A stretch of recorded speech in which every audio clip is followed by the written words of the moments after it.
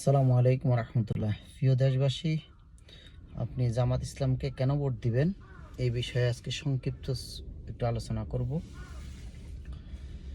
দেখেন, বাংলাদেশে যে দলই ক্ষমতায় আসছিল বিগত বছরগুলোতে,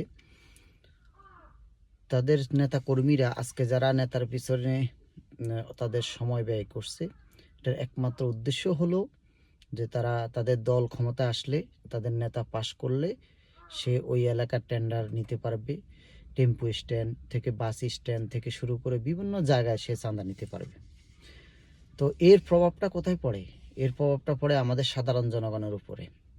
যেমন রাজশাহী থেকে যখন একটা সবজি আমার চাঁদপুরে আসে, আসার পথে বিভিন্ন জায়গায় যে টোলের মধ্যে বিভিন্ন স্থানে স্থানে চাঁদা দিয়ে আসতে হয়, ইভেন ট্রাফিক পুলিশকে পর্যন্ত চাঁদা দিতে হয়। এর কারণ কি?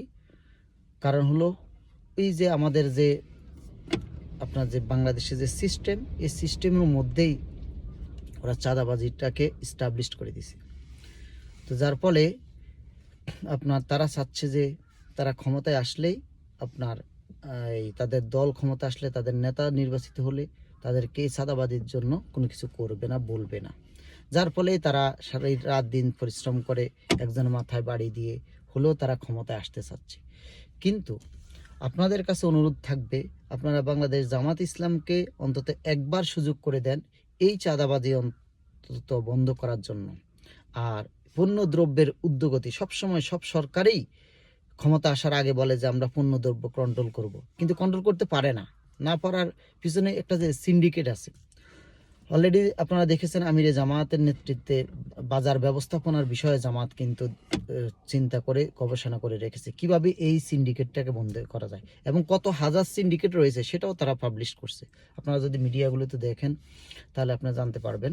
তাহলে এই যে একটা বাস্তবমুখী পরিকল্পনা, আমরা যে রুট লেভেলে বা আমরা একদম বক্তা লেভেলের যে সকল যারা আমরা রয়েছি, তারা যেন আপনার পণ্য দ্রব্যের দাম সহনীয় মাত্রা এবং সহনশীল এবং চিপ রেটে আমরা খেতে পারি, সে কারণে আপনার এই চাঁদাবাজিটা বন্ধ করতে হবে। আর চাঁদাবাজি কিন্তু আপনার আওয়ামী লীগ বিএনপি ক্ষমতায় আসলেই চাঁদাবাজি বন্ধ হবে না। এটা একমাত্র আপনার ন্যায় এবং সত্যের পক্ষে যারা আছে তাদেরকে ক্ষমতায় নিলে এটা সম্ভব হবে।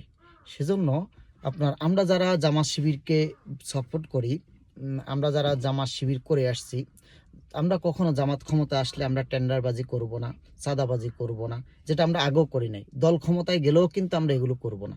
তাহলে আপনি ইজিলি বুঝতে পারেন যে জামাত ক্ষমতায় গেলে কি হবে।